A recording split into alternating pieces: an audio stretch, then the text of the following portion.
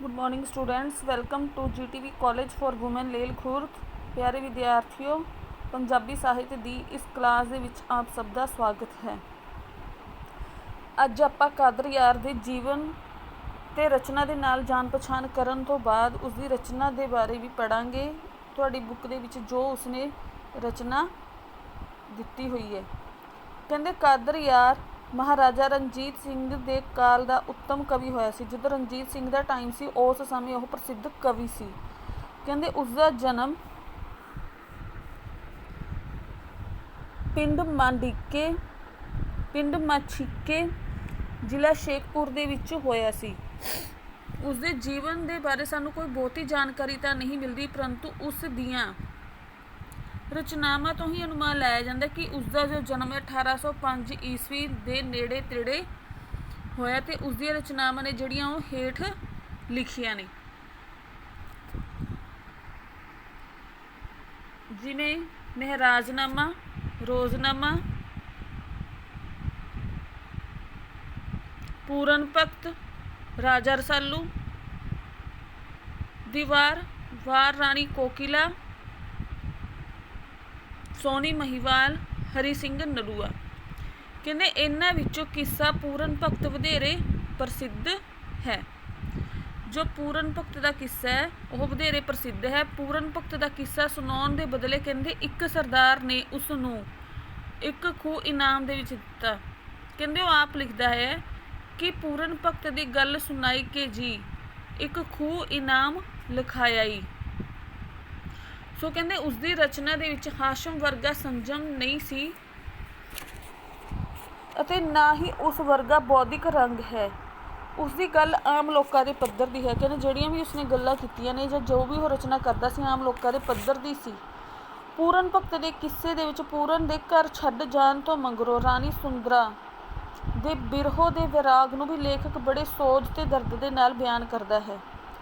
ਸੁੰਦਰਾ ਜੋ ਕਿ ਪੂਰਨ ਨੂੰ ਪਿਆਰ ਕਰਦੀ ਸੀ, ਪਰ ਪੂਰਨ ਉਸ ਨੂੰ ਛੱਡ ਕੇ ਚਲਾ ਗਿਆ, ਜਿਸ ਦੇ ਵਿਰਾਗ ਦੇ ਵਿੱਚ ਉਸ ਨੂੰ ਉਸ ਦਰਦ ਨੂੰ ਰਾਈਟਰ ਨੇ ਲਿਖਿਆ ਹੈ।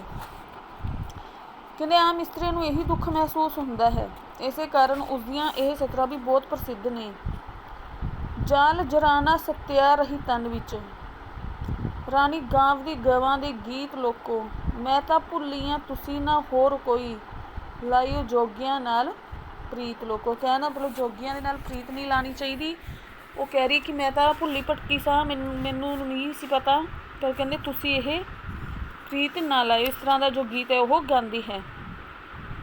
ਕਹਿੰਦੇ ਲੂਣਾ ਜੋ ਕਿ ਪੂਰਨ ਦੀ ਸੌਤੇਲੀ ਮਾਂ ਹੁੰਦੀ ਹੈ, ਕਾਮ ਪੂਰਤੀ ਵਾਲੀ ਗੱਲ ਨਾ ਮੰਨਣ ਤੇ ਇੱਕ ਅਸਫਲ ਪ੍ਰੇਮਿਕਾ ਦੇ ਵਿੱਚ ਪੈਦਾ ਹੋਈ ਬਦਲਾ ਲਊ ਭਾਵਨਾ ਨੂੰ ਵੀ ਕਾਦਰ ਯਾਰ ਨੇ ਬੜੇ ਹੀ ਮਨੋਵਿਗਿਆਨਿਕ ਢੰਗ ਨਾਲ ਪੇਸ਼ ਕੀਤਾ ਹੈ। ਜੋ ਲੂਣਾ ਹੁੰਦੀ ਹੈ ਪੂਰਨ ਭਗਤ ਦੀ ਮਾਂ ਹੁੰਦੀ ਹੈ, ਵੀ ਸੌਤੇਲੀ ਮਾਂ ਹੁੰਦੀ ਹੈ, ਜੋ ਕਿ ਪੂਰਨ ਨੂੰ ਆਪਣੇ ਬਸ ਵਿੱਚ ਕਰਨਾ ਚਾਹੁੰਦੀ ਹੈ, ਉਸ ਨੂੰ ਪਿਆਰ ਕਰਨਾ ਚਾਹੁੰਦੀ ਹੈ, ਪਰ ਪੂਰਨ ਇਸ ਗੱਲ ਦਾ ਵਿਰੋਧ ਕਰਦਾ ਹੈ, ਜਿਸ ਕਰਕੇ ਉਹ ਬਦਲਾ ਲਊ ਭਾਵਨਾਵਾਂ ਉਸਦੇ ਵਿੱਚ ਕਿਨੇ ਜਾਗਦੀਆਂ ਨੇ। ਉਸ ਨੂੰ ਵੀ ਕਹਿੰਦੇ ਰਾਈਟਰ ਨੇ ਬਹੁਤ ਵਧੀਆ ਤਰੀਕੇ ਨਾਲ ਪੇਸ਼ ਕੀਤਾ ਹੈ। ਉਹ ਪੂਰਨ ਨੂੰ ਕਹਿੰਦੀ ਹੈ ਇਹਨਾਂ ਲਾਈਨਾਂ ਦੇ ਵਿੱਚ, ਕਾਫ ਕਤਲ ਕਰਾਉਂਗੀ ਪੂਰਨਾ ਵੇ, ਆਖੇ ਲੱਗ ਜਾ ਭਲਾ ਜੇ ਚਾਹੁੰਨਾ ਏ, ਝੋਲੀ ਅੱਡ ਕੇ ਖੜੀ ਸਾਂ ਮੈਂ ਪਾਸ ਤੇਰੇ, ਹੁਸ਼ਿਆਰਿਆਂ ਖੈਰ ਨਾ ਪਾਉਂਦਾ ਏ। ਹੁਸ਼ਿਆਰਿਆਂ ਜ਼ਾਲਮਾਂ ਖੈਰ ਨਾ ਪਾਉਂਦਾ ਏ। ਇਹ ਸਾਰੀਆਂ ਲਾਈਨਾਂ ਲੂਣਾ ਪੂਰਨ ਦੇ ਲਈ ਕਹਿੰਦੀ ਹੈ। ਇਸ ਨੂੰ ਜਿਹੜਾ ਰਾਈਟਰ ਹੈ ਲੇਖਕ ਵਧੀਆ ਤਰੀਕੇ ਨਾਲ ਬਿਆਨ ਕਰਦਾ ਹੈ। ਕਹਿੰਦਾ ਕਾਦਰ ਯਾਰ ਨੇ ਲੂਣਾ ਵਰਗੀ ਬਦਕਾਰ ਇਸਤਰੀ ਤੋਂ ਪ੍ਰਭਾਵਿਤ ਹੋ ਕੇ ਸਮੁੱਚੇ ਤੌਰ 'ਤੇ ਵੀ ਇਸਤਰੀਆਂ ਦੀ ਕੀ ਹੈ ਭੰਡੀ ਕੀਤੀ ਹੈ। ਸੌਰੀ ਬੇਟਾ। ਕਹਿੰਦੇ ਹਾਸ਼ਮ ਨੇ ਪੂਰਨ ਭਗਤ ਦੀ ਰਚਨਾ ਸ਼ਹਿਰਫੀ ਦੇ ਵਿੱਚ ਕੀਤੀ ਹੈ। ਹਾਸ਼ਮ ਨੇ ਵੀ ਪੂਰਨ ਭਗਤ ਦਾ ਜੋ ਕਿੱਸਾ ਹੈ ਲਿਖਿਆ ਹੈ ਉਹ ਸ਼ਹਿਰਫੀਆਂ ਦੇ ਵਿੱਚ ਲਿਖਿਆ ਹੈ। ਕਹਿੰਦੇ ਇਸ ਵਿੱਚ ਵਰਤੀ ਗਈ ਭਾਸ਼ਾ ਵੀ ਆਮ ਲੋਕਾਂ ਦੀ ਸਮਝ ਦੇ ਨੇੜੇ ਦੀ ਭਾਸ਼ਾ ਹੈ। ਕਾਦਰ ਯਾਰ ਚਨਾਬ ਦਰਿਆ ਨੂੰ ਚਨਾਬ ਦਰਿਆ ਨੂੰ ਇਸ਼ਕ ਦੇ ਵਪਾਰੀ ਦੇ ਰੂਪ ਦੇ ਵਿੱਚ ਵੀ ਪੇਸ਼ ਕਰਦਾ ਹੈ। ਕਹਿੰਦੇ ਪਾਣੀ ਇਸ਼ਕ ਚਨਾ ਦਾ ਜਾਦੂਗਰ ਵਹੇ, ਇਸ਼ਕ ਚਨਾਓ ਲੱਭਦਾ ਜੇ ਕੋਈ ਮੁੱਲ ਲਹੇ, ਸਭ ਆਸ਼ਿਕ ਉਸਦੇ ਬਾਲੜੇ ਕੰਢੇ ਉੱਪਰ ਰਹੇ। ਇਸ ਤੋਂ ਇਲਾਵਾ ਕਹਿੰਦੇ ਉਸਦੀ ਸ਼ਹਿਰਫੀ ਹਰੀ ਸਿੰਘ ਨਲੂਆ ਭਾਵੇਂ ਬਹੁਤ ਹੀ ਉੱਚੀ ਕਿਰਤ ਦੀ ਤਾਂ ਨਹੀਂ, ਪਰ ਉਸ ਦੀ ਇਹ ਵੀ ਹਰਮਨ ਪਿਆਰੀ ਹੀ ਰਚਨਾ ਹੈ। ਸੋ ਇਸ ਤਰ੍ਹਾਂ ਕਹਿੰਦੇ ਕਾਦਰ ਯਾਰ ਰਚਨਾ ਦੇ ਪੱਖ ਤੋਂ ਅਤੇ ਕਲਾ ਦੇ ਪੱਖ ਤੋਂ ਬਹੁਤੀ ਉੱਚੀ ਨਾ ਹੁੰਦੀ ਹੋਈ ਲੋਕਾਂ ਦਿਲਾਂ ਦੇ ਫਿਰ ਵੀ ਨੇੜੇ ਹੈ। ਉਸਦੀ ਬੋਲੀ ਸਰਲ ਹੈ, ਸਾਦੀ ਹੈ ਅਤੇ ਕੇਂਦਰੀ ਪੰਜਾਬੀ ਹੈ। ਉਸਨੇ ਘਰੋਗੀ ਅਲੰਕਾਰ ਮਤਲਬ ਘਰੇਲੂ ਜਿਹੜੇ ਅਲੰਕਾਰ ਨੇ ਉਹਨਾਂ ਦੀ ਹੀ ਵਰਤੋਂ ਕੀਤੀ ਹੈ। ਸਮੁੱਚੇ ਤੌਰ 'ਤੇ ਰਣਜੀਤ ਸਿੰਘ ਦੇ ਕਾਲ ਦਾ ਇਹ ਮਹੱਤਵਪੂਰਨ ਕਵੀ ਹੋਇਆ ਹੈ। ਇਸ ਦੇ ਬਾਰੇ ਦੇਖੋ ਆਪਾਂ ਨੂੰ ਕੋਈ ਬਹੁਤੀ ਜਾਣਕਾਰੀ ਤਾਂ ਨਹੀਂ ਮਿਲੀ, ਪਰ ਜੋ ਵੀ ਜਿੰਨੀ ਵੀ ਮਿਲੀ ਹੈ ਉਹ ਆਪਾਂ ਨੇ ਡਿਸਕਸ ਕੀਤੀ ਹੈ। ਇਸ ਦਾ ਜਨਮ 1805 ਦੇ ਵਿੱਚ ਹੋਇਆ ਸੀ, ਪਿੰਡ ਮਾਛੀਕੇ, ਜ਼ਿਲ੍ਹਾ ਸ਼ੇਖਪੁਰਾ ਦੇ ਵਿੱਚ। ਠੀਕ ਹੈ ਜੀ। ਸੋ ਚਲੋ ਹੁਣ ਆਪਾਂ ਇਸ ਦਾ ਜੋ ਪ੍ਰਸੰਗ ਸਹਿਤ ਵਿਆਖਿਆ ਹੈ, ਜੋ ਸਿਰਲੇਖ ਨੇ ਉਹਨਾਂ ਦੀ ਗੱਲ ਕਰਾਂਗੇ। ਕਾਦਰ ਯਾਰ ਕਹਿੰਦੇ ਸਭ ਤੋਂ ਪਹਿਲਾਂ ਜੋ ਸਿਰਲੇਖ ਹੈ, ਪੂਰਨ ਦਾ ਗੁਰੂ ਗੋਰਖਨਾਥ ਨੂੰ ਆਪਣਾ ਹਾਲ ਦੱਸਣਾ। ਕਹਿਣ ਦਾ ਮਤਲਬ ਜਦੋਂ ਦੇਖੋ ਮੈਂ ਥੋੜ੍ਹੀ ਪਿੱਛੋਂ ਕਹਾਣੀ ਨੂੰ ਚੱਕਾਂਗੀ ਤਾਂ ਕਿ ਤੁਹਾਨੂੰ ਸਮਝ ਆ ਜਾਏ ਚੰਗੀ ਤਰ੍ਹਾਂ। ਕਹਿੰਦੇ ਜੋ ਪੂਰਨ ਭਗਤ ਹੈ ਉਹ ਜਦੋਂ ਪੈਦਾ ਹੋਇਆ ਤਾਂ ਇੱਕ ਮਤਲਬ ਬ੍ਰਾਹਮਣ ਨੇ ਭਵਿੱਖਬਾਣੀ ਕੀਤੀ ਕਿ ਇਸ ਨੂੰ 12 ਸਾਲ ਭੋਰੇ ਦੇ ਵਿੱਚ ਰੱਖਿਆ ਜਾਵੇ, ਅਤੇ ਉਸਦੇ ਪਿਤਾ ਨੇ ਉਸਨੂੰ 12 ਸਾਲ ਭੋਰੇ ਦੇ ਵਿੱਚ ਭੇਜ ਦਿੱਤਾ। ਮਹਿਲ ਦੇ ਵਿੱਚ ਹੀ ਭੋਰਾ ਬਣਿਆ ਸੀ, ਉੱਥੇ ਭੋਰੇ ਦੇ ਵਿੱਚੋਂ ਪੂਰੇ 12 ਸਾਲ ਰਿਹਾ, ਅਤੇ 12 ਸਾਲ ਬਾਅਦ ਜਦੋਂ ਉਹ ਵਾਪਸ ਨਿਕਲ ਕੇ ਆਇਆ, ਪੂਰਾ ਜਵਾਨ ਹੋ ਚੁੱਕਾ ਸੀ, ਸੋਹਣਾ ਨਿਕਲ ਚੁੱਕਾ ਸੀਗਾ। ਠੀਕ ਹੈ। ਤਾਂ ਜਦੋਂ ਉਹ ਬਾਹਰ ਆਉਂਦਾ ਤਾਂ ਉਹ ਆਪਣੇ ਪਿਤਾ ਨਾਲ ਗੱਲ ਕਰਦਾ। ਪਿਤਾ ਉਸਨੂੰ ਕਹਿੰਦਾ ਕਿ ਜਾ ਆਪਣੀ ਮਾਂ ਦੇ ਕੋਲੋਂ ਆਸ਼ੀਰਵਾਦ ਲਿਆ। ਉਹ ਆਪਣੀ ਮਾਂ ਕੋਲ ਜਾਂਦਾ ਹੈ। ਸਭ ਤੋਂ ਪਹਿਲਾਂ ਉਸਦੀ 2 ਮਾਵਾਂ ਹੁੰਦੀਆਂ ਨੇ, ਇੱਕ ਸੌਤੇਲੀ, ਇੱਕ ਉਸਦੀ ਆਪਣੀ। ਜਿਹੜੀ ਉਸਦੀ ਆਪਣੀ ਮਾਂ ਹੁੰਦੀ ਹੈ ਉਸਦਾ ਨਾਮ ਹੁੰਦਾ ਇਛਰਾ, ਜਿਹੜੀ ਸੌਤੇਲੀ ਹੁੰਦੀ ਉਸਦਾ ਨਾਮ ਹੁੰਦਾ ਲੂਣਾ। ਕਹਿੰਦੇ ਜਦੋਂ ਉਹ ਲੂਣਾ ਦੇ ਕੋਲ ਜਾਂਦਾ ਤਾਂ ਲੂਣਾ ਕੀ ਹੈ, ਉਸਨੂੰ ਦੇਖ ਕੇ ਪ੍ਰਭਾਵਿਤ ਹੋ ਜਾਂਦੀ ਹੈ, ਉਸਦੇ ਉੱਪਰ ਡੁੱਲ ਜਾਂਦੀ ਹੈ, ਮਤਲਬ ਉਸਨੂੰ ਇੱਕ ਪ੍ਰੇਮੀ ਦੇ ਰੂਪ ਦੇ ਵਿੱਚ ਦੇਖਣ ਲੱਗ ਪੈਂਦੀ ਹੈ। ਅਤੇ ਜਿਹੜਾ ਪੂਰਨ ਹੁੰਦਾ ਉਹ ਇਸ ਗੱਲ ਦੇ ਵਿਰੋਧ 'ਚ ਹੁੰਦਾ ਹੈ ਅਤੇ ਉਹ ਉਸਦੇ ਜਿਹੜੇ ਕਮਰੇ 'ਚੋਂ ਬਾਹਰ ਆ ਜਾਂਦਾ ਹੈ। ਲੂਣਾ ਨੂੰ ਇਸ ਗੱਲ ਦਾ ਬੁਰਾ ਲੱਗਦਾ ਹੈ, ਉਹ ਉਸ ਨੂੰ ਸਜ਼ਾ ਦਿਵਾਉਣਾ ਚਾਹੁੰਦੀ ਹੈ। ਮਤਲਬ ਜਦੋਂ ਪੂਰਨ ਭਗਤ ਨੇ ਉਸਦੇ ਪਿਆਰ ਨੂੰ ਠੁਕਰਾਇਆ, ਉਸ ਨੂੰ ਕਿਹਾ ਕਿ ਉਹ ਤਾਂ ਉਸਦੀ ਮਾਂ ਹੈ, ਉਸ ਨੂੰ ਮਾਂ ਦੇ ਰੂਪ 'ਚ ਦੇਖਦਾ ਹੈ, ਪਰ ਲੂਣਾ ਨੇ ਉਸ ਨੂੰ ਪ੍ਰੇਮੀ ਦੇ ਰੂਪ ਦੇ ਵਿੱਚ ਵੇਖਿਆ ਤਾਂ ਲੂਣਾ ਨੂੰ ਉਸ ਗੱਲ ਦਾ ਗੁੱਸਾ ਆਉਂਦਾ ਹੈ ਅਤੇ ਉਹ ਉਸ ਨੂੰ ਸਜ਼ਾ ਦਿਵਾਉਣ ਦੀ ਜਿਹੜੀ ਸੋਚਣ ਲੱਗ ਪੈਂਦੀ ਹੈ। ਸੋ ਇਸ ਪ੍ਰਕਾਰ ਕਹਿੰਦੇ ਜਦੋਂ ਉਹ ਰਾਜੇ ਨੂੰ ਦੱਸਦੀ ਹੈ ਲੂਣਾ ਵੀ ਪੂਰਨ ਭਗਤ ਨੇ ਉਸ ਨੂੰ ਬੁਰੀ ਨਜ਼ਰਾਂ ਦੇ ਨਾਲ ਦੇਖਿਆ, ਉਸਦੇ ਉੱਤੇ ਗਲਤ ਨਜ਼ਰ ਪਾਈ, ਤਾਂ ਰਾਜੇ ਨੂੰ ਗੁੱਸਾ ਆ ਗਿਆ ਅਤੇ ਉਸਨੇ ਕੀ ਕੀਤਾ, ਜੱਲਾਦਾਂ ਨੂੰ ਹੁਕਮ ਦਿੱਤਾ ਕਿ ਉਹ ਉਸ ਨੂੰ ਵੱਢ ਟੁੱਕ ਕੇ ਖੂਹ ਦੇ ਵਿੱਚ ਸੁੱਟ ਦੇਣ। ਸੋ ਇਸੇ ਤਰ੍ਹਾਂ ਹੀ ਹੋਇਆ। ਫਿਰ ਜਦੋਂ ਇਸ ਤਰ੍ਹਾਂ ਹੋਇਆ ਤਾਂ ਕੀ ਹੈ ਕਿ ਜਿਹੜੇ ਨਾਥ ਗੁਰੂ ਸੀ ਗੋਰਖਨਾਥ, ਉਹਨਾਂ ਨੇ ਦੇਖਿਆ ਕਿ ਖੂਹ ਦੇ ਵਿੱਚੋਂ ਆਵਾਜ਼ਾਂ ਆ ਰਹੀਆਂ ਨੇ, ਤਾਂ ਉਹਨਾਂ ਨੇ ਉਸ ਨੂੰ ਬਾਹਰ ਕੱਢਿਆ। ਤਾਂ ਜਦੋਂ ਬਾਹਰ ਕੱਢਿਆ ਤਾਂ ਉਹਨਾਂ ਨੇ ਉਸ ਨੂੰ ਠੀਕ ਕੀਤਾ। ਫਿਰ ਉਸਨੇ ਸਾਰਾ ਜਿਹੜਾ ਹਾਲ ਹੈ ਗੋਰਖਨਾਥ ਨੂੰ ਆਪਣਾ ਦੱਸਣਾ ਸ਼ੁਰੂ ਕਰ ਦਿੱਤਾ। ਤਾਂ ਉਹੀ ਸਾਰੇ ਹਾਲ ਦੀ ਜੋ ਕਹਾਣੀ ਦੀ ਗੱਲ ਹੈ ਉਹ ਆਪਾਂ ਇਸ ਦੇ ਵਿੱਚ ਕਰਾਂਗੇ, ਇਸ ਸਿਰਲੇਖ ਦੇ ਵਿੱਚ ਕਰਾਂਗੇ। ਸੋ ਹੁਣ ਆਪਾਂ ਸ਼ੁਰੂ ਕਰਦੇ ਹਾਂ ਕਿ ਪੂਰਨ ਦਾ ਗੁਰੂ ਗੋਰਖ ਨੂੰ ਆਪਣਾ ਹਾਲ ਦੱਸਣਾ। ਕਹਿੰਦੇ ਅਲਫ ਆਂਖ ਸੁਣਾਵਦਾ ਗੁਰੂ ਤਾਈਂ, ਕਿਸਾ ਹਾਲ ਹਕੀਕਤਾਂ ਖੋਲ ਕੇ ਜੀ। ਨੇਕੀ ਮਾਈ ਤੇ ਬਾਪ ਦੀ ਯਾਦ ਕਰਕੇ, ਸਭੇ ਦੱਸਦਾ ਉਸਨੂੰ ਫੋਲ ਕੇ ਜੀ। ਗੁਰੂ ਨਾਥ ਜਾਂ ਉਸਦੇ ਦਰਦ ਰੋਣਾ, ਹੰਝੂ ਰੱਤ ਦੀਆਂ ਅੱਖੀਆਂ ਡੋਲ ਕੇ ਜੀ। ਕਾਦਰ ਯਾਰ ਸੁਣਾਵਦਾ ਗੱਲ ਸਭੇ, ਸੁਖਨ ਦਰਦ ਫਿਰਾਕ ਬੋਲ ਕੇ ਜੀ। ਸੋ ਸਭ ਤੋਂ ਪਹਿਲਾਂ ਆਪਾਂ ਇਸ ਦਾ ਪ੍ਰਸੰਗ ਦੇਖੋ। ਆਮ ਤੌਰ 'ਤੇ ਆਪਾਂ ਨੂੰ ਪਤਾ ਹੀ ਹੈ ਵੀ ਇਸ ਵਿੱਚ ਇਹ ਕਿੱਸਾ ਪੂਰਨ ਭਗਤ 'ਚੋਂ ਲਿਆ ਗਿਆ ਹੈ। ਕਹਿੰਦੇ ਇਹ ਤੋਂ ਮੱਧਕਾਲੀਨ ਪੰਜਾਬੀ ਕਾਵਿ ਪੁਸਤਕ ਪੂਰਨ ਦਾ ਗੋਰਖਨਾਥ ਨੂੰ ਆਪਣਾ ਹਾਲ ਦੱਸਣਾ ਸਿਰਲੇਖ ਹੇਠ ਕੀ ਹੈ ਦਰਜ ਹੈ। ਪੂਰਨ ਭਗਤ ਇਸ ਦੇ ਵਿੱਚ ਆਪਣੀ ਜੀਵਨ ਕਥਾ ਨੂੰ ਬਿਆਨ ਕਰਦਾ ਹੈ ਕਿ ਉਸਦੇ ਨਾਲ ਕਿਸ ਤਰ੍ਹਾਂ ਹੋਇਆ, ਆਪਣੀ ਦੁੱਖ ਭਰੀ ਕਹਾਣੀ ਜਿਹੜੀ ਹੈ ਸੁਣਾਉਣ ਦਾ ਉਹ ਜ਼ਿਕਰ ਕਰਦਾ ਹੈ। ਕਹਿੰਦੇ ਕਾਦਰ ਯਾਰ ਲਿਖਦਾ ਹੈ ਕਿ ਪੂਰਨ ਨੇ ਗੁਰੂ ਗੋਰਖਨਾਥ ਨੂੰ ਆਪਣੇ ਹਾਲ ਦੀ ਸਾਰੀ ਕਹਾਣੀ ਜੋ ਅਸਲੀਅਤ ਖੋਲ ਕੇ ਸੁਣਾਈ, ਹਕੀਕਤ ਖੋਲ ਕੇ, ਅਸਲੀਅਤ ਖੋਲ ਕੇ ਸੁਣਾਈ। ਕਹਿੰਦੇ ਨੇਕੀ ਮਾਈ ਤੇ ਬਾਪ ਦੀ ਯਾਦ ਕਰਕੇ ਸਭੇ ਦੱਸਦਾ ਉਸ ਨੂੰ ਫੋਲ ਕੇ ਜੀ, ਕਿ ਉਸਨੇ ਆਪਣੇ ਮਾਂ-ਬਾਪ ਦੇ ਦੁਆਰਾ ਕੀਤੇ ਅਨਿਆਏ ਨੂੰ ਯਾਦ ਕੀਤਾ ਤੇ ਸਭ ਕੁਝ ਗੋਰਖ ਨੂੰ ਦੱਸ ਦਿੱਤਾ। ਕਹਿੰਦੇ ਗੋਰਖਨਾਥ ਜਾਂ ਉਸਦੇ ਦਰਦ ਰੋਣਾ, ਕਹਿੰਦੇ ਗੋਰਖਨਾਥ ਵੀ ਉਸਦਾ ਦਰਦ ਸੁਣ ਕੇ ਰੋਣ ਲੱਗ ਪਿਆ ਤੇ ਹੰਝੂ ਰੱਤਾਂ ਦੀਆਂ ਅੱਖੀਆਂ ਡੋਲ ਕੇ ਜੀ, ਤੇ ਆਪਣੀ ਅੱਖਾਂ ਵਿੱਚੋਂ ਲਹੂ ਦੇ ਅਥਰੂ ਵਗਾਉਣ ਲੱਗਾ। ਕਹਿੰਦੇ ਕਾਦਰ ਯਾਰ ਸੁਣਾਵਦਾ ਗੱਲ ਸਭੇ, ਸੁਖਨ ਦਰਦ ਫਿਰਾਕ ਖੋਲ ਕੇ ਜੀ। ਕਹਿੰਦੇ ਇਸ ਤਰ੍ਹਾਂ ਪੂਰਨ ਨੇ ਗੁਰੂ ਨੂੰ ਆਪਣੇ ਦਰਦ ਦੀ ਸਾਰੀ ਕਹਾਣੀ ਮੁੱਢ ਤੋਂ ਲੈ ਕੇ, ਠੀਕ ਹੈ, ਮੁੱਢ ਤੋਂ ਲੈ ਕੇ ਅਖੀਰ ਤੱਕ ਸੁਣਾਈ, ਬੋਲ ਕੇ ਸੁਣਾਈ। ਵੀ ਬਹੁਤ ਅੱਗੇ ਹੈਗਾ ਬੇ ਬਹੁਤਾ ਸਾ ਲਾਡਲਾ ਜੰਮਿਆ ਮੈਂ, ਕਤ ਤੋਂ ਲਰੀ ਪਾਇਆ ਸੂ ਪਾਲਿਆ ਬਾਪ ਮੈਨੂੰ। 12 ਵਰੀ ਮੈਂ ਗੁਰੂ ਜੀ ਬਾਹਰ ਆਇਆ, ਜਦੋਂ ਹੁਕਮ ਕੀਤਾ ਬਾਬਲ ਆਪ ਮੈਨੂੰ। ਲਾਗੀ ਸਦਕੇ ਕਰਨ ਵਿਆਹ ਲੱਗੇ, ਚੜ ਗਿਆ ਸੀ ਗਮ ਦਾ ਤਾਪ ਮੈਨੂੰ। ਕਾਦਰ ਯਾਰ ਮੈਂ ਆਖਿਆ ਬਾਪ ਜੀ ਨੂੰ, ਨਹੀਂ ਭਾਵਦੀ ਇਹ ਗੱਲ ਆਪ ਮੈਨੂੰ। ਸੋ ਇਹਨਾਂ ਲਾਈਨਾਂ ਦੀ ਜੋ ਵਿਆਖਿਆ ਹੈ ਉਹ ਇਸ ਤਰ੍ਹਾਂ ਨੇ। ਕਹਿੰਦੇ ਜਿਹੜੇ ਉਸਦੇ ਮਾਂ ਬਾਪ ਨੇ ਉਸਨੂੰ ਬਹੁਤ ਲਾਡਾਂ ਚਾਵਾਂ ਦੇ ਨਾਲ ਮਤਲਬ ਪੈਦਾ ਹੋਇਆ ਉਹ, ਠੀਕ ਹੈ, ਬੜਾ ਲਾਡਲਾ ਪੁੱਤਰ ਸੀ। ਉਸਦੇ ਬਾਪ ਨੇ ਕਹਿੰਦੇ ਉਸ ਨੂੰ ਕਤ ਧੋਲਰੀ ਪਾਇਆ ਬਾਪ ਮੈਨੂੰ। ਕਤ ਧੋਲਰੀ ਮਤਲਬ ਉਹ ਭੋਰਾ, ਜਿੱਥੇ ਉਹ ਜਿਹੜਾ ਕਿ ਮਹਿਲਾਂ ਵਰਗਾ ਹੀ ਸੀ ਉਸ ਦੇ ਵਿੱਚ ਭੇਜ ਦਿੱਤਾ। ਕਹਿੰਦੇ ਫਿਰ 12 ਵਰੇ ਮੈਂ ਗੁਰੂ ਜੀ ਬਾਹਰ ਆਇਆ, ਮੈਂ 12 ਸਾਲਾਂ ਬਾਅਦ ਬਾਹਰ ਆਇਆ, ਜਦੋਂ ਹੁਕਮ ਕੀਤਾ ਬਾਬਲ ਆਪ ਮੈਨੂੰ, ਜਦੋਂ ਮੇਰੇ ਪਿਤਾ ਨੇ ਆਪ ਹੁਕਮ ਕੀਤਾ। ਕਹਿੰਦੇ ਲਾਗੀ ਸਦਕੇ ਕਰਨ ਵਿਆਹ ਲੱਗੇ, ਚੜ ਗਿਆ ਸੀ ਗਮ ਦਾ ਤਾਪ ਮੈਨੂੰ। ਕਹਿੰਦੇ ਉਹ ਮੇਰੇ ਵਿਆਹ ਬਾਰੇ ਸੋਚਣ ਲੱਗ ਪਏ, ਜਿਸ ਕਰਕੇ ਮੈਨੂੰ ਬੁਖਾਰ ਮਤਲਬ ਗਮ ਦਾ ਜੋ ਤਾਪ ਹੈ ਉਹ ਚੜ ਗਿਆ। ਕਹਿੰਦੇ ਕਾਦਰ ਯਾਰ ਮੈਂ ਆਖਿਆ ਬਾਪ ਜੀ ਨੂੰ, ਨਹੀਂ ਭਾਵਦੀ ਜੀ ਇਹ ਗੱਲ ਆਪ ਮੈਨੂੰ। ਕਹਿੰਦੇ ਮੈਂ ਆਪਣੇ ਬਾਪ ਨੂੰ ਆਖਿਆ ਕਿ ਇਹ ਗੱਲ ਮੈਨੂੰ ਹਜੇ ਨਹੀਂ ਜੱਚਦੀ, ਮੈਂ ਇਸ ਗੱਲ ਦੇ ਲਈ ਹਜੇ ਤਿਆਰ ਨਹੀਂ ਹੈਗਾ, ਅਤੇ ਉਹ ਵਿਆਹ ਨਹੀਂ ਕਰਵਾਉਣਾ ਚਾਹੁੰਦਾ। ਫਿਰ ਉਸ ਤੋਂ ਬਾਅਦ ਕੀ ਹੁੰਦਾ, ਕਹਿੰਦੇ ਤੇ ਤੱਕ ਡਿੱਠਾ ਬਾਬਲ ਮੇਰੇ ਵੱਲ, ਦਿਲੋਂ ਸਮਝਾਇਆ ਮੈਂ ਹੋਈ ਕਹਿਰਬਾਨੀ। ਕਿਵੇਂ ਰੱਬ ਕਰਾਇਆ ਤੇ ਆਖਿਆ ਸੂ, ਕਰ ਹੁਕਮ ਜਵਾਨ ਥੀ ਮਿਹਰਬਾਨੀ। ਜਾਏ ਪੂਰਨਾ ਮਾਏ ਨੂੰ ਟੇਕ ਮੱਥਾ, ਗੱਲ ਸਮਝੀਏ ਗੁਰੂ ਜੀ ਹੋਈ ਦਾਨੀ। ਕਾਦਰ ਯਾਰ ਮੈਂ ਜਾਏ ਜਾਂ ਮਹਿਲ ਬੜਿਆ, ਦੇਖ ਹੋਇਆ ਸੀ ਲੂਣਾ ਸਿਦਕ ਫਾਨੀ। ਸਿਦਕ ਮਤਲਬ ਧਰਮ ਦੇ ਵਿੱਚ ਦ੍ਰਿੜਤਾ, ਫਾਨੀ ਮਤਲਬ ਨਾਸ਼ਵਾਨ। ਸੋ ਇਹਨਾਂ ਲਾਈਨਾਂ ਦੇ ਵਿੱਚ ਜੋ ਪੂਰਨ ਨੇ ਗੋਰਖਨਾਥ ਨੂੰ ਦੱਸਿਆ ਕਿ ਜਦੋਂ ਕਹਿੰਦੇ ਉਸਨੇ ਬਾਪ ਨੇ ਉਸਦੇ ਵਿਆਹ ਦੀ ਤਜਵੀਜ਼ ਨਾ ਮੰਨੀ, ਉਸਨੇ ਬਾਪ ਦੀ ਵਿਆਹ ਕਰਨ ਦੀ ਤਜਵੀਜ਼ ਨਾ ਮੰਨੀ, ਅਤੇ ਉਸਨੇ ਉਸ ਵੱਲ ਦੇਖਿਆ ਅਤੇ ਉਸਨੇ ਸਮਝਿਆ ਕਿ ਉਸਦਾ ਪਿਓ ਉਸ ਵਿਰੁੱਧ ਗੁੱਸੇ ਨਾਲ ਕੀ ਹੈ, ਭਰ ਗਿਆ ਹੈ। ਕਹਿੰਦਾ ਹੈ ਕਿ ਤੇ ਤੱਕ ਡਿੱਠਾ ਬਾਬਲ ਮੇਰੇ ਵੱਲ, ਦਿਲੋਂ ਸਮਝਿਆ ਮੈਂ ਹੋਈ ਕਹਿਰਬਾਨੀ। ਕਿ ਆਪਣੇ ਬਾਬਲ ਨੂੰ ਦੇਖ ਕੇ ਉਸਨੂੰ ਲੱਗਿਆ ਕਿ ਉਹ ਮਤਲਬ ਗੁੱਸੇ ਦੇ ਨਾਲ ਭਰਿਆ ਹੋਇਆ ਹੈ। ਕਿਵੇਂ ਰੱਬ ਕਰਾਇਆ ਤੇ ਆਖਿਆ ਸੂ, ਕਰ ਹੁਕਮ ਜ਼ਬਾਨ ਥੀ ਮਿਹਰਬਾਨੀ।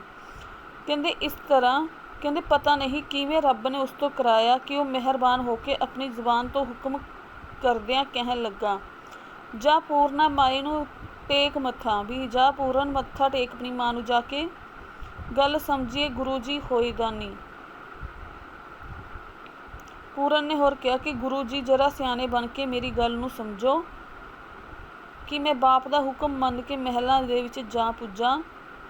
ਕਹਿੰਦੇ ਕਾਦਰ ਯਾਰ ਮੈਂ ਜਾਏ ਜਾਂ ਮਹਿਲ ਵੜਿਆ, ਦੇਖੀ ਹੋਈ ਸੀ ਲੂਣਾ ਸਿਦਕ ਫਾਨੀ। ਕਹਿੰਦੇ ਲੂਣਾ ਉਸ ਨੂੰ ਦੇਖ ਕੇ ਜਿਹੜਾ ਆਪਣਾ ਧਰਮ ਦੀ ਦ੍ਰਿੜਤਾ ਹੈ ਉਹ ਨਾਸ਼ ਕਰ ਚੁੱਕੀ ਸੀ। ਕਹਿਣ ਦਾ ਮਤਲਬ ਜੋ ਲੂਣਾ ਹੈ ਉਹ ਉਸ ਤੋਂ ਆਪਣਾ ਸਭ ਕੁਛ ਮਤਲਬ ਸੁੱਧ ਬੁੱਧ ਉਸ ਨੂੰ ਦੇਖ ਕੇ ਗਵਾ ਚੁੱਕੀ ਸੀ। ਸੇ ਸਾਬਤ ਰਹੀ ਨਾ ਵਿੱਚ ਉਹਦੇ, ਮੈਂ ਪਕੜ ਕੇ ਪਾਸ ਬਹਾਨ ਲੱਗੀ। ਸੇ ਸਾਬਤੀ ਮਤਲਬ ਪੱਕੇ ਰਹਿਣਾ। ਕਹਿੰਦੇ ਹੁਣ ਉਹ ਪੱਕੀ ਨਾ ਰਹੀ ਆਪਣੇ ਧਰਮ ਦੇ ਵਿੱਚ, ਜੋ ਲੂਣਾ ਹੈ ਉਹ ਮੈਨੂੰ ਆਪਣੇ ਕੋਲ ਬੈਠ ਕੇ ਬਿਠਾਉਣ ਲੱਗ ਪਈ। ਗੁਰੂ ਨਾਥ ਜੀ ਗੱਲ ਨੂੰ ਸਮਝਾਇਆ ਜੇ, ਕੜਾ ਜਿਮੀ ਅਸਮਾਨ ਦਾ ਢਾਣ ਲੱਗੀ। ਕਹਿੰਦੇ ਜੇਕਰ ਗੁਰੂ ਗੋਰਖਨਾਥ ਨੂੰ ਕਿਹਾ ਕਿ ਜੇਕਰ ਉਸਨੂੰ ਉਸਦੀ ਗੱਲ ਚੰਗੀ ਤਰ੍ਹਾਂ ਸਮਝ ਲਵੇ ਕਿ ਇਸ ਤਰ੍ਹਾਂ ਕਰਕੇ ਉਹ ਜ਼ਮੀਨ ਅਤੇ ਆਸਮਾਨ ਨੂੰ ਜੋੜਨ ਅਤੇ ਤੋੜਨ ਦਾ ਅਣਹੋਣਾ ਕੰਮ ਕਰਨ ਲੱਗੀ ਸੀ। ਜੋ ਲੂਣਾ ਸੀ ਕਹਿੰਦੇ ਜ਼ਮੀਨ ਅਤੇ ਆਸਮਾਨ ਨੂੰ ਤੋੜਨ ਦਾ ਕੰਮ ਕਰ ਰਹੀ ਸੀ। ਕਹਿੰਦੇ ਕੰਨੀ ਖਿੱਚਵੇਂ ਬਾਹਰ ਆਇਆ। ਇਸ ਸਥਿਤੀ ਦੇ ਵਿੱਚ ਕੀ ਸੀ, ਕਹਿੰਦੇ ਵੀ ਜਦੋਂ ਉਸਨੇ ਧਰਮ ਦੀ ਜਿੰਦ ਜਾਨ ਦੀ ਬਾਜੀ ਲੱਗੀ ਦੇਖੀ ਤਾਂ ਉਹ ਆਪਣਾ ਪੱਲਾ ਛੁਡਾ ਕੇ ਕੀ ਹੈ ਬਾਹਰ ਆ ਗਿਆ। ਜਦੋਂ ਧਰਮ ਡਿੱਠਾ ਜਿੰਦ ਜਾਣ ਲੱਗੀ, ਜਦੋਂ ਉਸਨੂੰ ਲੱਗਿਆ ਕਿ ਇਹ ਆਪਣੇ ਧਰਮ ਤੋਂ ਅਡੋਲ ਹੋ ਚੁੱਕੀ ਹੈ, ਕਹਿੰਦਾ ਮੈਂ ਫਟਾਫਟ ਉੱਥੋਂ ਬਾਹਰ ਆ ਗਿਆ। ਕਾਦਰ ਜਾਰ ਜਾਂ ਰਾਤ ਨੂੰ ਆਇਆ ਰਾਜਾ, ਉਹਨੂੰ ਅਲਸਾ ਨਾਲ ਸਿਖਾਉਣ ਲੱਗੀ। ਕਹਿੰਦੇ ਜੋ ਲੂਣਾ ਸੀ, ਜਦੋਂ ਕਾਦਰ ਯਾਰ ਕਹਿੰਦਾ ਕਿ ਜਦੋਂ ਰਾਜਾ ਰਾਤ ਨੂੰ ਆਇਆ ਤਾਂ ਉਹ ਉਸਨੂੰ ਪੁਰੋਏ ਫਰੇਬ ਦੇ ਨਾਲ ਕੀ ਹੈ ਸਿਖਾਉਣ ਲੱਗ ਪਈ ਸੀ। ਸੋ ਇਹ ਸਾਰਾ ਜਿਹੜਾ ਹਾਲ ਹੈ ਉਹ ਬਿਆਨ ਹੈ ਜਿਹੜਾ ਉਹ ਗੋਰਖਨਾਥ ਨੂੰ ਕਰ ਰਿਹਾ ਹੈ ਪੂਰਨ ਸਿੰਘ ਕਿ ਕਿਸ ਤਰ੍ਹਾਂ ਮੇਰੇ ਨਾਲ ਬਣੀ। ਕਹਿੰਦੇ ਜਿਮੀ ਕਦੋਂ ਸੁਣੀ ਰਾਜੇ ਗੱਲ ਉਹਦੀ, ਉਸੇ ਵਕਤ ਮੈਨੂੰ ਸਦਾਈ ਕੇ ਜੀ। ਕਹਿਰਬਾਨ ਹੋਏ ਬਾਪ ਦੇ ਨੈਣ ਖੂਨੀ, ਤਪਾ ਮਾਰਿਆ ਪਾਸ ਬਿਠਾਈ ਕੇ ਜੀ। ਕਹਿੰਦੇ ਰਾਜੇ ਨੇ ਕਿਸੇ ਦੀ ਗੱਲ ਨਾ ਸੁਣੀ, ਉਸੇ ਵੇਲੇ ਹੀ ਮੈਨੂੰ ਆਪਣੇ ਕੋਲ ਸੱਦ ਲਿਆ ਅਤੇ ਉਸਦੇ ਨੈਣਾਂ ਦੇ ਵਿੱਚ ਖੂਨ ਉਤਰਿਆ ਹੋਇਆ ਸੀ ਅਤੇ ਮੈਨੂੰ ਕੋਲ ਬਿਠਾ ਲਿਆ। ਉਸੇ ਵਕਤ ਜਲਾਦਾਂ ਨੂੰ ਆਖਿਆ ਸੂ, ਖੂਹੇ ਪਾਓ ਇਹਨੂੰ ਜਾਈ ਕੇ ਜੀ। ਕਹਿੰਦੇ ਫਿਰ ਉਸਨੇ ਜਲਾਦਾਂ ਨੂੰ ਅਲਾਇਆ ਅਤੇ ਕਿਹਾ ਕਿ ਇਸਨੂੰ ਹੁਣੇ ਹੀ ਮਾਰ ਕੇ ਖੂਹ ਦੇ ਵਿੱਚ ਸੁੱਟ ਆਓ। ਕਾਦਰ ਯਾਰ ਮੀਆਂ ਇਸ ਖੂਹੇ ਅੰਦਰ ਕਰ ਗਏ ਦਾਖਲ ਮੈਨੂੰ ਆਈ ਕੇ ਜੀ। ਕਹਿੰਦੇ ਇਸ ਤਰ੍ਹਾਂ ਉਹਨਾਂ ਨੇ ਮੈਨੂੰ ਮਾਰ ਕੁੱਟ ਕੇ ਇਸ ਖੂਹ ਦੇ ਵਿੱਚ ਕੀ ਹੈ ਸੁੱਟ ਕੇ ਚਲੇ ਗਏ। ਕਹਿੰਦੇ ਹਾਲ ਸੁਣਾਵਦਾ ਈ ਗੁਰੂ ਤਾਈਂ, ਕਿਹਾ ਵਰਤਿਆ ਇਹ ਨਜ਼ੂਲ ਮੈਨੂੰ। ਨਜ਼ੂਲ ਮਤਲਬ ਬਿਪਤਾ। ਕਹਿੰਦੇ ਉਹ ਹਾਲ ਸੁਣਾਵਦਾ ਗੁਰੂ ਨੂੰ ਕਿ ਮੇਰੇ ਨਾਲ ਇਸ ਤਰ੍ਹਾਂ ਦੀ ਬਿਪਤਾ ਵਾਪਰੀ, ਮੇਰੀ ਮਾਂ ਅਤੇ ਬਾਪ ਦੇ ਬਸ ਨਹੀਂ, ਸਭੇ ਰੱਬ ਦੀ ਖਾਵਦਾ ਸੂਲ ਮੈਨੂੰ। ਕਹਿੰਦੇ ਉਹਨਾਂ ਦੇ ਬਸ ਦੇ ਵਿੱਚ ਕੁਝ ਨਹੀਂ, ਇਹ ਸਾਰੇ ਦੁੱਖ ਮੈਨੂੰ ਉਸ ਰੱਬ ਨੇ ਹੀ ਦਿੱਤੇ ਨੇ। ਕਰੇ ਕਰਮ ਜੀ ਰੱਬ ਦਾ ਵਾਸਤਾ ਜੇ, ਹੋਵ ਨੈਣ ਪ੍ਰਾਣ ਵਸੂਲ ਮੈਨੂੰ। ਕਾਦਰ ਯਾਰ ਸੁਣਾਵਦਾ ਗੁਰੂ ਤਾਈਂ, ਪਿੱਛਾ ਦੇ ਨਾ ਜਾਏ ਸੋ ਮੂਲ ਮੈਨੂੰ। ਕਹਿੰਦੇ ਇਸ ਤਰ੍ਹਾਂ ਉਹ ਗੁਰੂ ਕਹਿੰਦਾ ਉਸ 'ਤੇ ਕਰਮ ਕਰਨ, ਰੱਬ ਦਾ ਵਾਸਤਾ ਦਿੰਦਾ ਹੈ ਕਿ ਉਸ ਨੂੰ ਦੁਬਾਰਾ ਨੈਣ ਪ੍ਰਾਣ ਬਖਸ਼ਣ, ਇਸ ਤਰ੍ਹਾਂ ਉਹ ਉਸ ਨੂੰ ਕੀ ਪਿੱਛਾ ਨਾ ਦੇਣ। ਸੋ ਇਸ ਪ੍ਰਕਾਰ ਅੱਗੇ ਕੀ ਹੁੰਦਾ, ਕਹਿੰਦੇ ਖੇ ਖੁਸ਼ੀ ਹੋਈ ਗੁਰੂ ਨਾਥ ਤਾਈਂ, ਜਲ ਪਾਈ ਕੇ ਪੂਰਿਆ ਤੁਰਤ ਮਿਤਾ। ਕਹਿੰਦੇ ਗੋਰਖਨਾਥ ਨੂੰ ਬਹੁਤ ਖੁਸ਼ੀ ਹੋਈ, ਉਸਨੇ ਜਲ ਪਾ ਕੇ ਪੂਰਨ ਦੇ ਸਰੀਰ ਨੂੰ ਇੱਕਦਮ ਸਾਬਤ ਕਰ ਦਿੱਤਾ। ਹੱਥੇ ਆਪਣੀ ਉਸ ਦੇ ਮੂੰਹ ਲਾਇਆ, ਪਰਦੇ ਖੁੱਲ੍ਹ ਗਏ ਜਦੋਂ ਘੁੱਟ ਪੀਤਾ। ਕਹਿੰਦੇ ਉਸਨੇ ਆਪ ਆਪਣੇ ਹੱਥੀਂ ਉਸਦੇ ਮੂੰਹ 'ਤੇ ਜਲ ਲਾਇਆ, ਜਦੋਂ ਉਸਨੇ ਇੱਕ ਘੁੱਟ ਪੀਤਾ ਤਾਂ ਉਸਦੇ ਸਾਰੇ ਬੰਦ ਪਰਦੇ ਕੀ ਨੇ ਖੁੱਲ੍ਹ ਗਏ। ਫਿਰ ਬੇਪਰਵਾਹ ਗੁਰੂ ਨਾਥ ਹੋਰਾਂ ਪੂਰਨ ਭਗਤ ਤਾਈਂ ਸਾਵਧਾਨ ਕੀਤਾ। ਕਹਿੰਦੇ ਫਿਰ ਬੇਪਰਵਾਹ ਗੁਰੂ ਗੋਰਖਨਾਥ ਨੇ ਪੂਰਨ ਭਗਤ ਨੂੰ ਪੂਰੀ ਤਰ੍ਹਾਂ ਚੇਤਨ ਕਰ ਦਿੱਤਾ। ਕਾਦਰ ਯਾਰ ਗੁਜ਼ਾਰ ਕੇ ਬਰਸ ਬਾਰਾ, ਖਸਤਾਲ ਤਾਈਂ ਖੁਸ਼ਹਾਲ ਕੀਤਾ। ਕਿ ਕਿਸ ਤਰ੍ਹਾਂ ਗੁਰੂ ਨੇ ਖਸਤਾ ਹਾਲਤ ਪੂਰਨ ਨੂੰ 12 ਸਾਲ ਬੀਤਣ ਤੋਂ ਮਗਰੋਂ ਮੁੜ ਰਾਜੀ ਬਾਜੀ ਕੀ ਹੈ ਕਰ ਦਿੱਤਾ ਹੈ।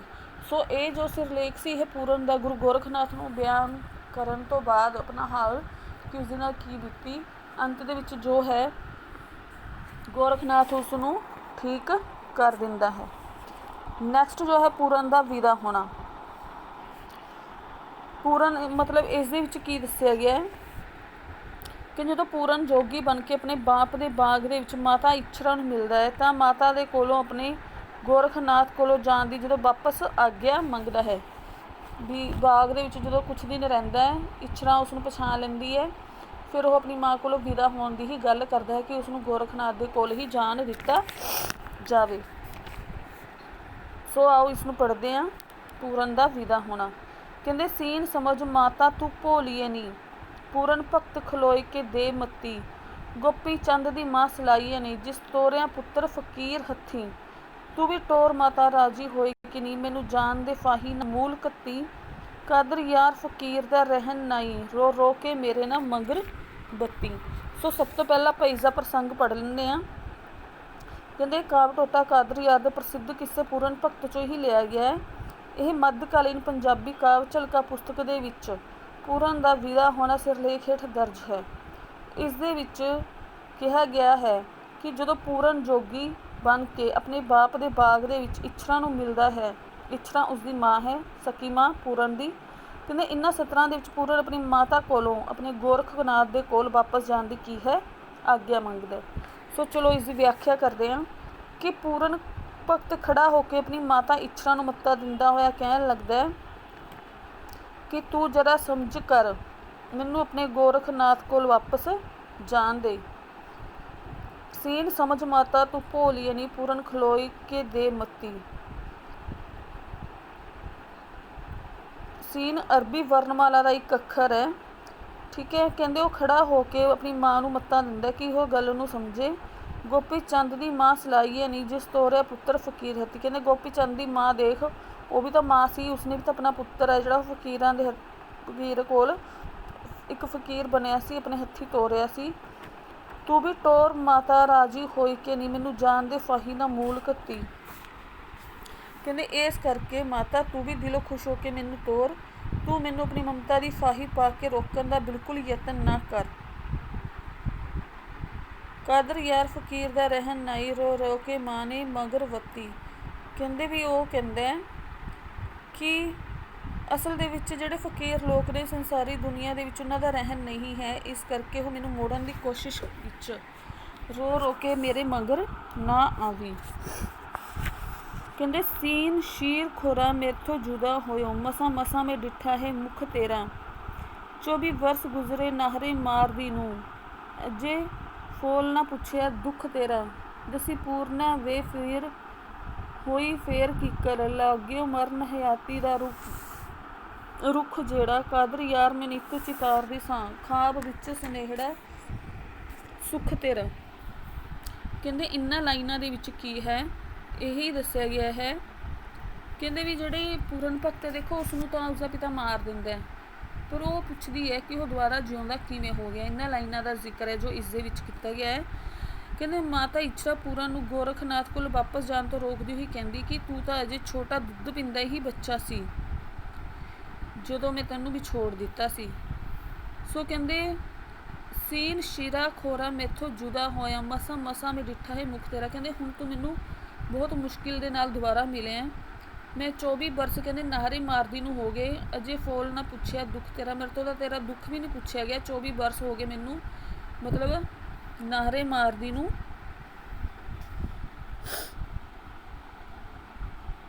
ਕੁਰਲਾਂਦੀ ਨੂੰ, ਹਜੇ ਤੱਕ ਕਹਿੰਦੇ ਤੇਰੇ ਨਾਲ ਵਾਪਰੀਆਂ ਘਟਨਾਵਾਂ ਨੂੰ ਤਾਂ ਮੈਂ ਸੁਣਿਆ ਵੀ ਨਹੀਂ।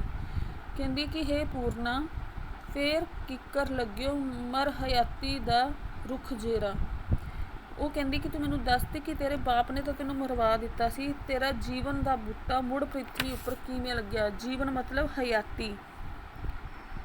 ਕਾਦਰ ਯਾਰ ਮੈਂ ਨਿੱਤ ਚਿਤਾਰਦੀ ਸਾਂ, ਖਾਬ ਦੇ ਵਿੱਚ ਸੁਨੇਹੜਾ ਸੁੱਖ ਤੇਰਾ।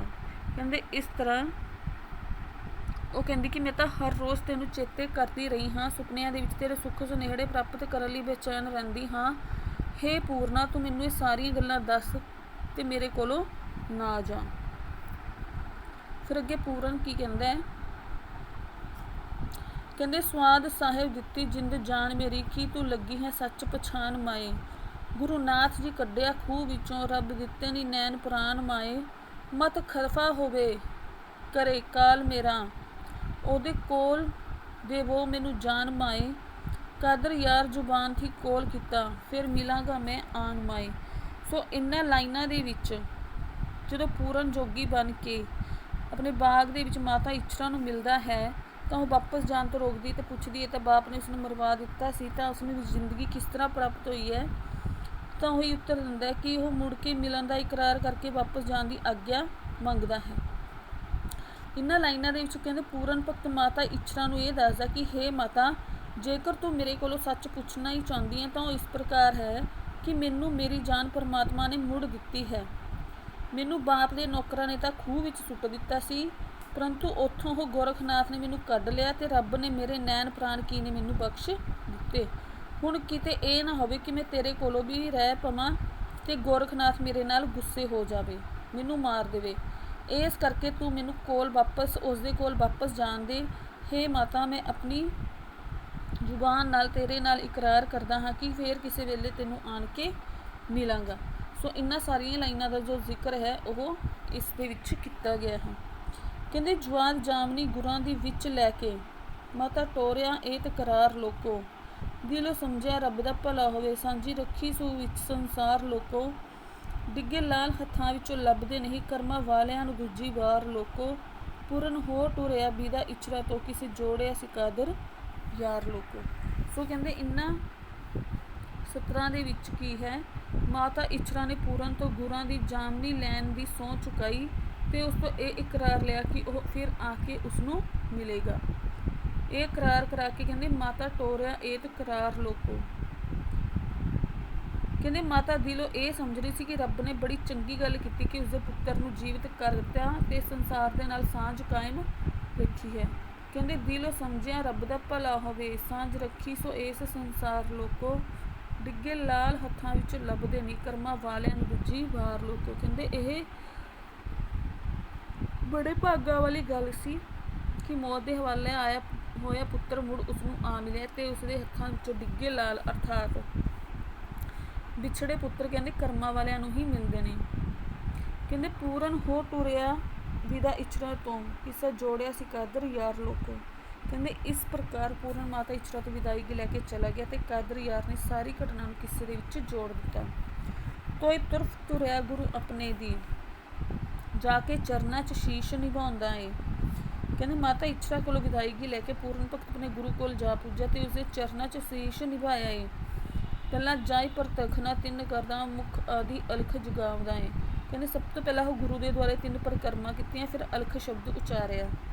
ਸਾਰੇ ਸੰਤਾਂ ਨੂੰ ਫੇਰ ਡੰਡੋਤ ਕਰਕੇ, ਡੰਡੋਤ ਹੁੰਦੇ ਨਮਸਕਾਰ, ਆਸਨ ਲਾਏ ਤੂੰ ਆ ਫਿਰ ਪਾਉਂਦਾ ਏ। ਕਾਦਰ ਯਾਰ ਪੁੱਛਿਆ ਫਿਰ ਗੁਰੂ ਪੂਰੇ ਮਾਈ ਬਾਈਪ ਦਾ ਹਾਲ ਸੁਣਾਉਂਦਾ ਏ। ਕਹਿੰਦੇ ਇਸ ਤਰ੍ਹਾਂ ਉਸਨੇ ਸਾਰੇ ਸੰਤਾਂ ਨੂੰ ਡੰਡੋਤ ਕੀਤੀ ਤੇ ਆਸਨ ਉੱਤੇ ਬੈਠ ਗਿਆ, ਧੂਣਾ ਲਾ ਲਿਆ। ਕਾਦਰ ਯਾਰ ਕਹਿੰਦਾ ਕਿ ਉਸ ਪੂਰੇ ਗੁਰੂ ਨੇ ਮਾਤਾ ਪਿਤਾ ਬਾਰੇ ਪੁੱਛਿਆ ਤਾਂ ਪੂਰਨ ਨੇ ਉਹਨਾਂ ਦਾ ਕੀ ਹਾਲ ਚਾਲ ਦੱਸ ਦਿੱਤਾ ਹੈ। ਸੋ ਇਸ ਪ੍ਰਕਾਰ ਇਹ 2 ਸਿਰਲੇਖ ਸਨ ਜੋ ਤੁਹਾਡੀ ਕਿਤਾਬ ਦੇ ਵਿੱਚ ਦਰਜ ਸਨ। ਤੁਸੀਂ ਸਾਰਿਆਂ ਨੇ ਇਸ ਨੂੰ ਪੂਰੇ ਵਧੀਆ ਤਰੀਕੇ ਦੇ ਨਾਲ ਕੀ ਹੈ ਤਿਆਰ ਕਰਨਾ ਹੈ। ਬਹੁਤ ਬਹੁਤ ਧੰਨਵਾਦ।